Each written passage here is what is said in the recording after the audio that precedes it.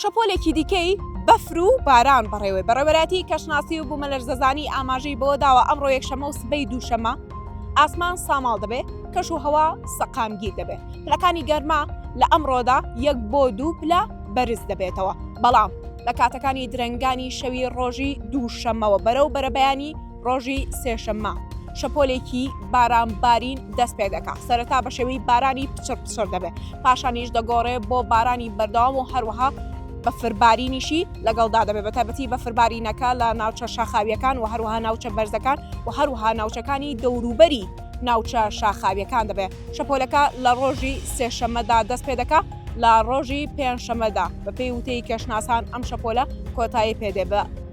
بەو پێش بێ پلەکانی گەرما 2 بۆ 3 پلە دادەبەزێ، واتە کەشوهەوا زیاتر سارد دەبێت و لە دوای ئەم شەپۆلەی کە تەواو دەبێت وشکە سەرمایەک ڕوو لە ناوچە جیاوازەکانی هەرێمی کوردستان دەکات.